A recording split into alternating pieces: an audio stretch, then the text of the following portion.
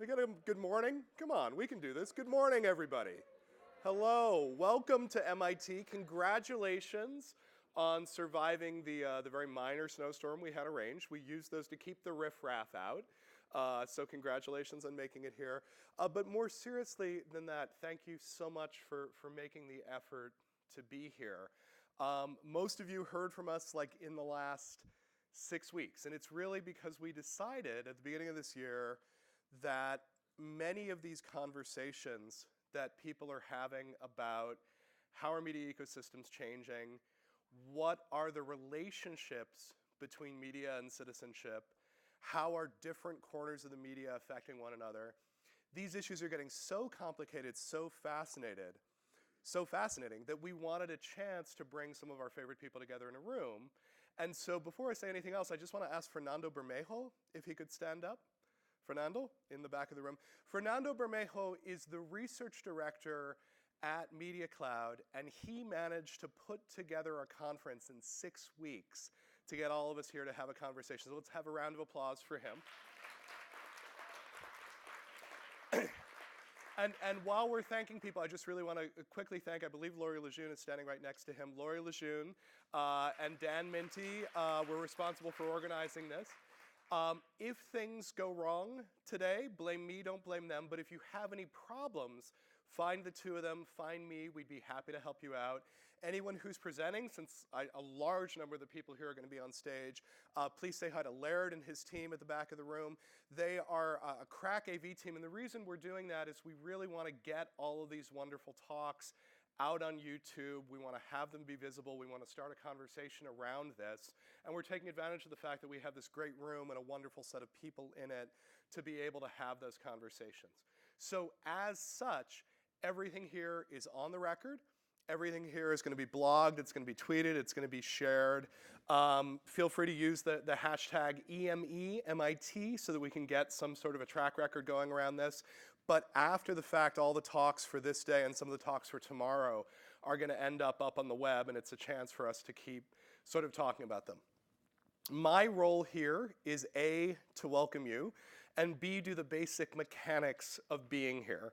So you should have discovered by now that our networks are open. You should be able to get on the Wi-Fi. I know that that is the most basic thing in the hierarchy of needs that everyone considers. Some of the other basics, there are restrooms out that way to the right. There's a cloakroom behind it. In the case of fire or other emergency, your seat cushions will turn into flotation devices. You can head out this way through the exit doors, et cetera, et cetera. On a slightly more serious note, if you want a tour of the Media Lab later today, corner me, corner someone else who works here. We'd be happy to walk you around sort of at the end of the day when we've had a chance to have a good conversation, then sort of go from there. So what are media ecosystems? Why are we having this conversation? Almost everybody in this room studies this emerging media ecosystem, either quantitatively, qualitatively, or some mix of the two. And I think what all of us have been discovering is that we are suddenly very, very popular people. I went through many, many years of my life where I would say to people, yes, what I'm studying is I'm doing a quantitative analysis of social media's influence on mainstream media and how that affects agenda setting and how that in turn affects democracy. And generally speaking, people would either fall asleep or leave the room. Now they actually come over to me at cocktail parties. I'm joking. I've never been invited to a cocktail party. But I suspect, like me, a lot of you are seeing your dance cards very full right now as people are really trying to understand, coming out of the 2016 election, how is media being manipulated both by conscious actors who are trying to figure out how to game the system? How is it being manipulated by political parties, by commercial entities? How is all of that affecting democracy in one fashion or another? So I have good news and bad news. And the good news is that people are really interested in the work that we all do. And I have bad news, which is that people are really interested in the work that we all do. Because what people generally want after they open that conversation is the really simple answer. Did Russian trolls elect Donald Trump? Is the internet turning us all into Nazis?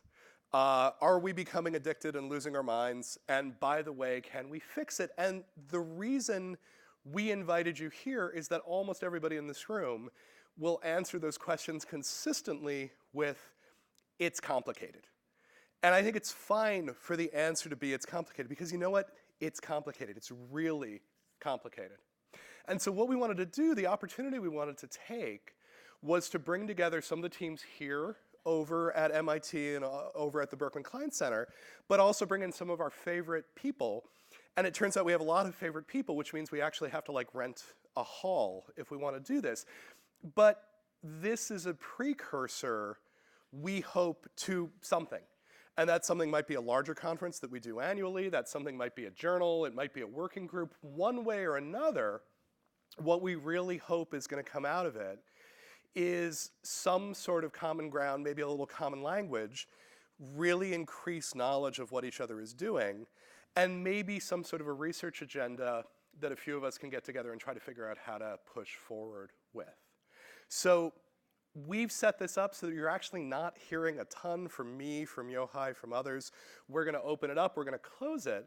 But generally speaking, we've invited a whole lot of different people who are doing really important quantitative and qualitative work to come share what they're doing, share their questions. The one thing I sort of want to urge people to do is be open to the idea that we may have more questions than answers at this point. And this is the right room for that, because what you're really looking for are other people who can help you run with those questions, find tools to answer them with, find experiments for it. We really mean for this to be a great chance for people to build some interconnectivity and sort of go for it.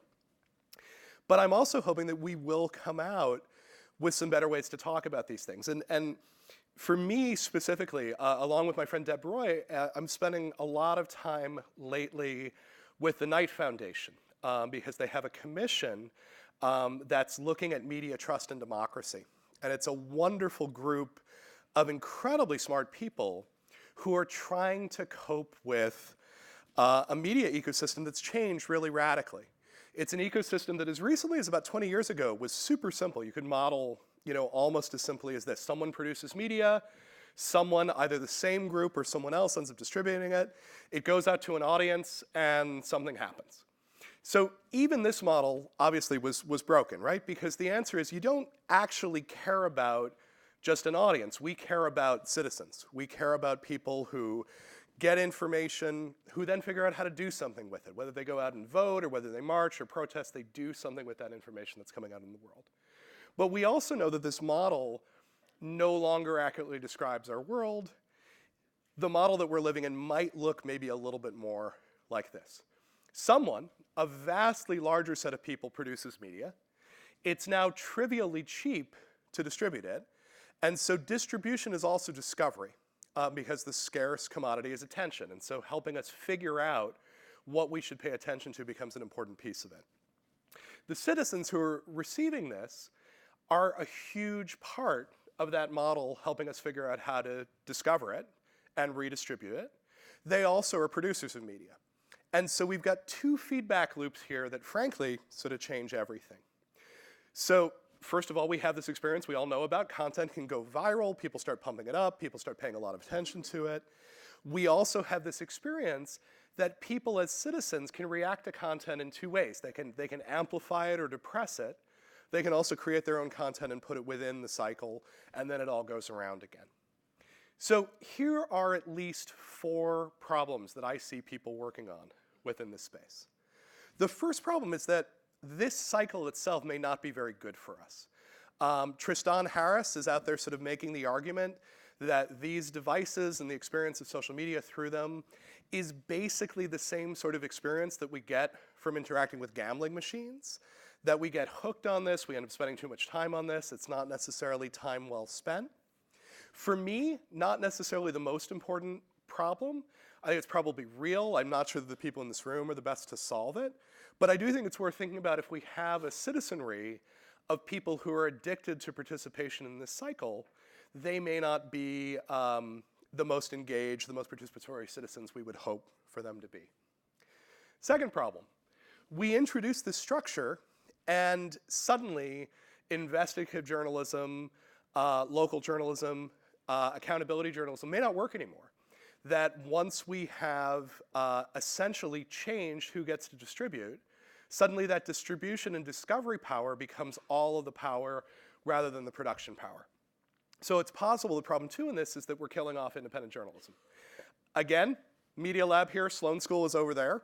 My guess is that we are not the people who are going to solve this, but it is really worth recognizing because if we don't have meaningful input into the system, there is that open question about what do the citizens do when they're informed with it. The questions I'm hoping we're really going to dig into here are sort of these questions. So problem 3 for me are sort of known bugs within the system. We know that this system generates certain types of patterns. We know that we end up with echo chambers. We know that algorithmic filtering may help people see less of what they need to see, more of what they want to see. We know that a system like this needs moderation, and that moderation can also turn into censorship. It can turn into content shaping of one fashion or another. We know, because we see it all the time, that mobs emerge in this, and they end up being very powerful, and they can end up sort of steering the conversations and where they go. We know that citizens who deliberate in isolation can end up highly polarized, and that they may end up spreading conspiracy theories or disinformation. They may end up outside of the dialogue as we know it. And then there's problem 4, which is that there are people actively trying to screw up this system. So we have people looking in this and figuring out, we've figured out aspects of the system, can we game them? Can we use bots to reinforce content that might not otherwise be reinforced? Can we use dark ads to steer people towards content and make it in such a way that people aren't aware that they are necessarily having information fed to them? We have some wonderful people here who study disinformation. What happens when the information being put in the system is being put in a way that is essentially trying to persuade people and is hiding its motivations? What happens when trolling and harassment turns citizen content into something that's weaponized? So I promised Yochai I was going to give a super simple model so that he could show his complicated models. Here's my super simple model. This is my minimal what I think we're dealing with here. And let me just say 1 or 2 other things about this before we sort of move on. I think right now, problem 4, the troll problem, the bad actor problem, this is the charismatic megafauna in this space. It's so much fun to look at. And we have wonderful folks here who study Russian disinformation, are going to talk with us about it. I think it's enormously important. But I also want to make sure that we're not losing track of what I would call the bucket 3 problems, the known bugs in the system. A lot of what I'm the most scared about in what's happening with media right now is not that someone is creating fake news in Macedonia for profit, or that someone has hired the Internet Research Agency and is pumping content onto the web under false pretenses. I'm more worried about Breitbart, which I don't see as a bad actor. I actually see as a legitimate actor that's figured out how to use this cycle, use this model better than a lot of people within the mainstream, and has done it as a way of actually mobilizing and getting us to see a population that may not have existed before. So I'm hoping that we will look at the very least at problems 3 and 4, the known bugs and the bad actors, that will be conscious of these questions of, is this whole system bad for us? That will be conscious of these whole questions of what's happening to professional media within this. But I invite you, if these concepts are helpful, if they're useful in sort of thinking about how you frame things, use them. If they're not, attack them, pull them apart. You're going to have a lot of people on stage, a lot of back and forth, and a lot of questioning going on here. This is really designed as a chance for all of us to think about how might we help each other with our work? How might we have a bigger, broader dialogue around these questions? I am hugely grateful to everybody who's made it here, everyone who's going to speak, everyone who's going to talk, everyone who's going to listen. I'm hoping that this is the beginning of a community that meets on a regular basis and tries to work through these questions together. You're going to see me back on stage tomorrow morning where we're going to actually try to sketch out a research map, some of the open questions that we might take on in this field. But the really good news today is that I'm not going to talk much more because, as you can hear, I'm largely incapable of talking. The bad news is that the next person who's talking is at least as sick as I am. And I have to say, it's not my fault. We live 150 miles apart. We mostly interact digitally. But Professor Yochai Benkler is going to come to the stage next. He, like me, is going to struggle to share ideas while his body is betraying him. But his mind is so agile and fertile and full that it's probably going to be more fun than listening to me. So with no further ado, my dear friend and collaborator, Yochai.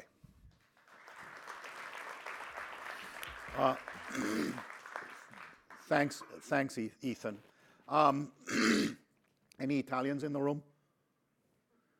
My empathy, you seem to have had your first election that had more, I'd say the last time so many Italians voted for a fascist in a competitive election was 1922. So we have to solve this problem. And what I want to try to do in the next 10, 12 minutes is run through trying to make a little more concrete this idea of media ecosystems through talking about how exploiting scale and time we can be self-critical about mechanism and impact. I have more questions than answers, but hopefully they'll be useful.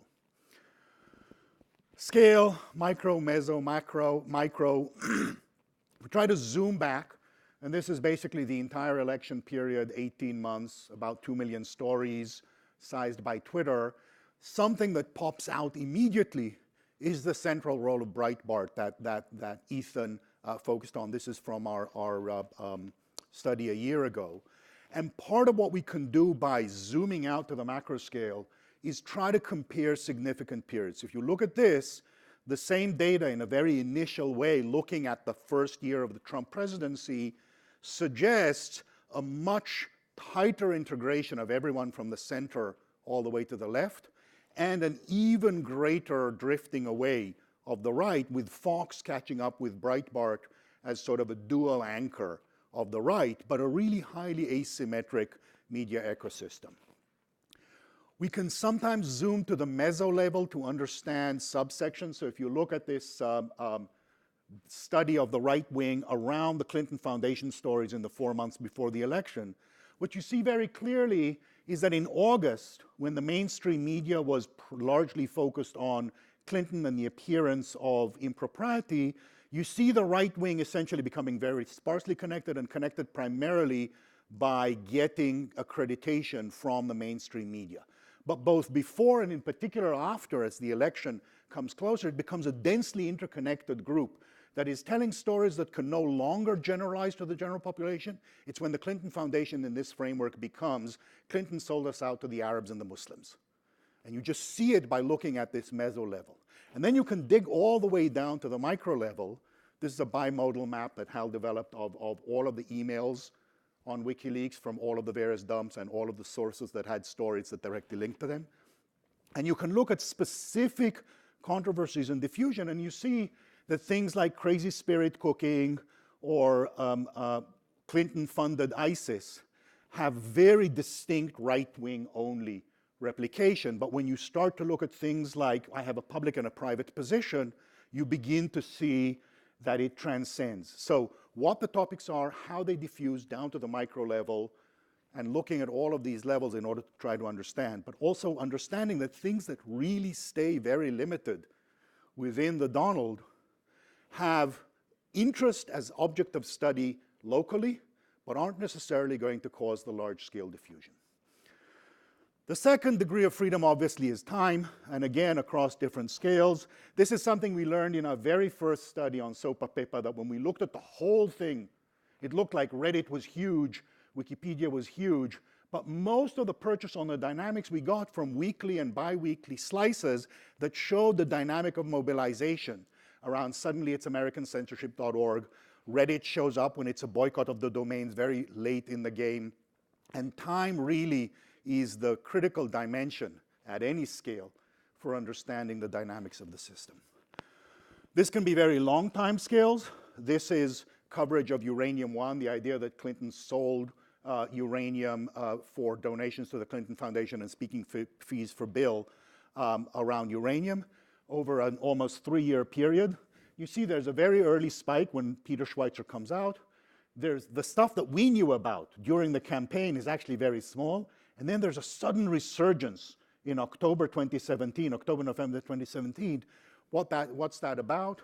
Early efforts now that Rahul and Becky are implementing in Media Cloud of trying to use Word2Vec suggests in the first period, this entire 2-year period, it's very much Clinton Foundation. As you come to October, you see a cluster of concerns related to prosecutors, FBI, allegations. This really is the moment at which Uranium One tries to pull the Mueller investigation and Rosenstein into the vortex and besmirch them all as in the Clinton pocket.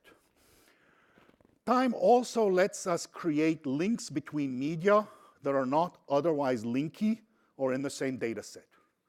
So from the TV archive, from the Internet Archive, you see TV coverage across the various networks.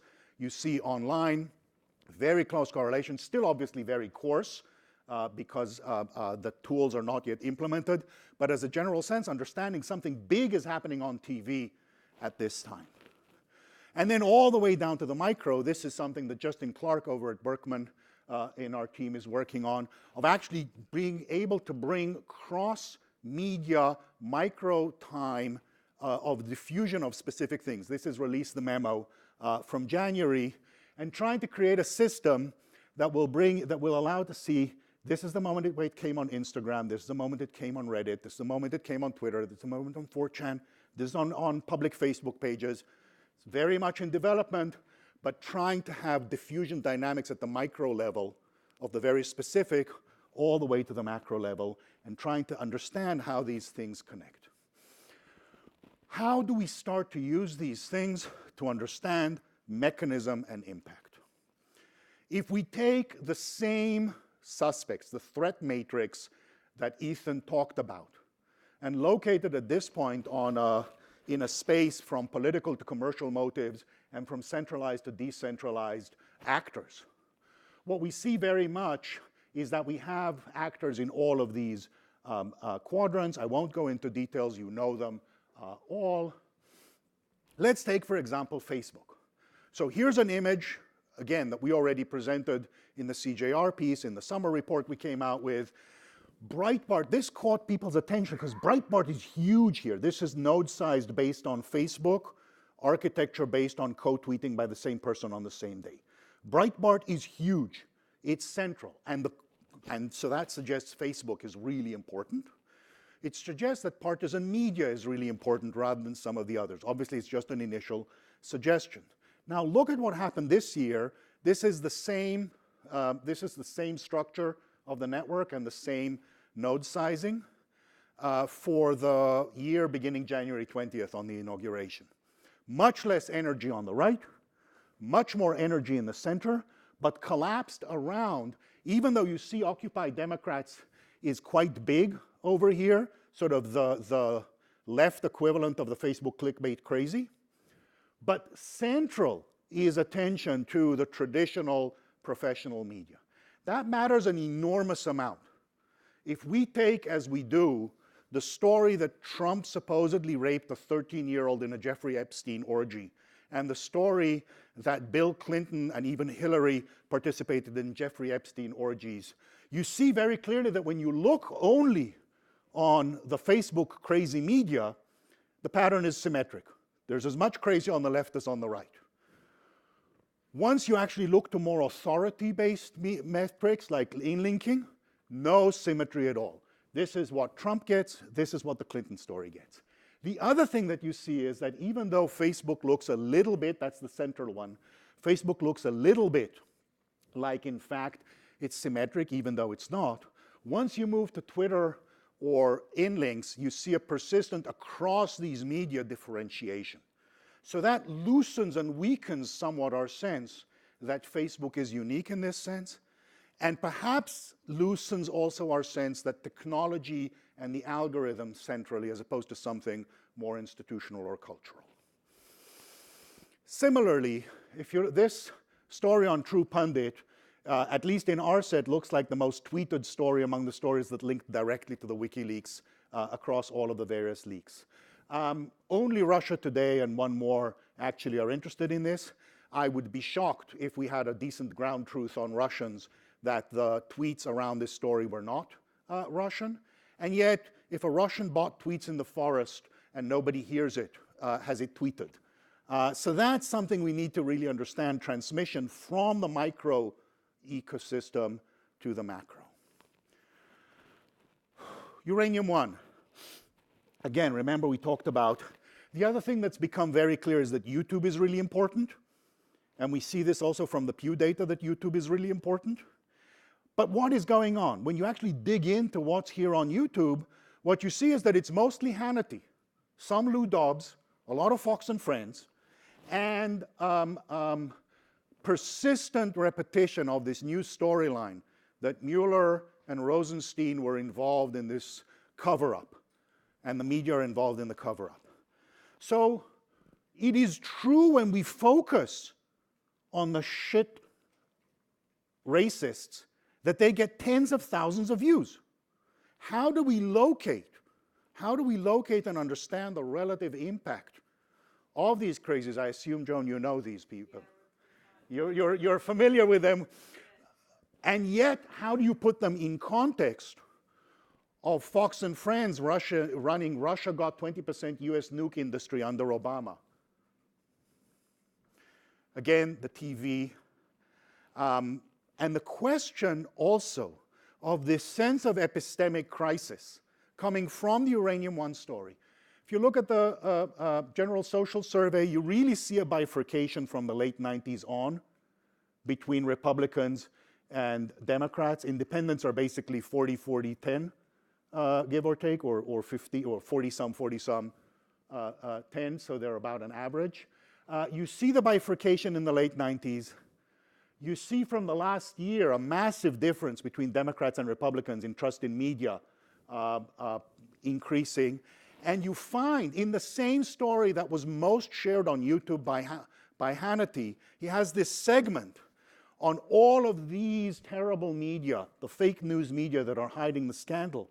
And he has this beautiful sentence: "We've been telling you for years journalism is dead."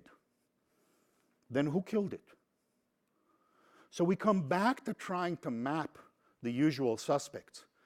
And instead of centralized, decentralized, we can see when we map it on technological or institutional explanations that most of our questions and most of our answers are clustered in the technological. We think something new has happened that's distinctly technological. And I think that looking at scale and time and trying to understand impact, we need to be able to also connect some of the institutional explanations that go into the much fuzzier things like culture and the market dynamics of right-wing media in the US. And I'm not sure that what we learned from the US is in fact going to be relevant to Italy. What you need is real, historically grounded, institutionally and cultural analysis of a particular system, political system, overlaid with all of the tools to study the macro, meso, and micro scales and time scales to try to tease out what's easy to study, what's highly salient when you see it, and what is likely actually to have produced an effect. Okay.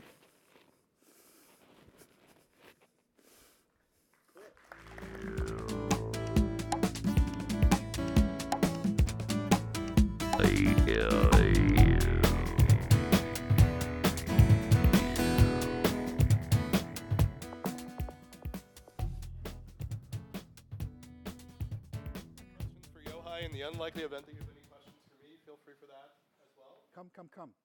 Or me. No shyness. Here, we're going to meet up. Come on up, David. I'm glad you're here, by the way. Thank you. David, Introduce yourself. David Karger, MIT. I just want to add to your questions. I have no idea, and I'm wondering if you do.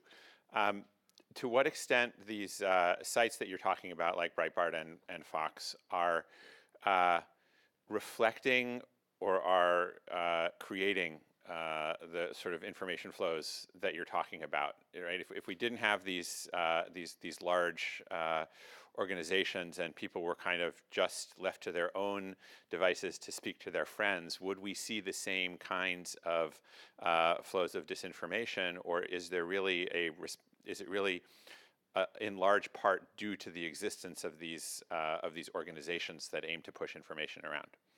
So I think that's the right question.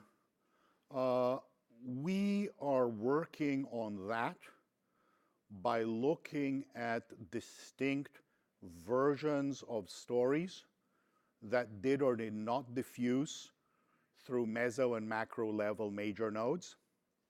So Pizzagate, for example. Pizzagate really comes to public attention through reporting on the crazies that are harassing the pizza parlor owner, and then really when the guy walked in with the AR-15. But in terms of diffusion of the actual belief that there's pedophilia in the basement, you really don't get it diffusing very widely. On the other hand, when you look at survey data of Republicans in December who believed there was some pedophilia going on in the Clinton campaign rather than specifically the pizza, you see that something like 60% said it might be. When you try to look at the pedophilia story, this is partly what I was showing when I looked at the difference between the Facebook-specific crazy and the crazy across all of the media and showing the extreme. There you have Hannity playing in. You have Newt Gingrich raising it in on Hannity. You have it. So there we can document quite effectively that, that Fox News played a role. With Pizzagate, the transition between the nasty Instagram and the guy showing up with the AR-15 is mediated by Alex Jones and InfoWars. So again, depending on the scale that you're looking at and the time, I think we can begin to get real purchase on who the major transition points are and whether they're transitioning to the crazy part of the right wing, the broader part of the right wing, or the broad network of everybody who's including the right-wing network and what the particular transmission nodes of those are. I don't know that we can do at the moment a lot better quantitatively than to find topics using quantitative methods that show inflection points that are good case studies, and then to use the detailed data-created pathways for qualitative research to zoom in on here. Let me understand, go tweet by tweet, Reddit post by Reddit post, where did it come and how did it come, and what the language suggests went from We Change or Danger and Play to Alex Jones to Sean Hannity in the space of 12 hours. One more for Yochai, for me, for anyone else who said something. Yeah, please.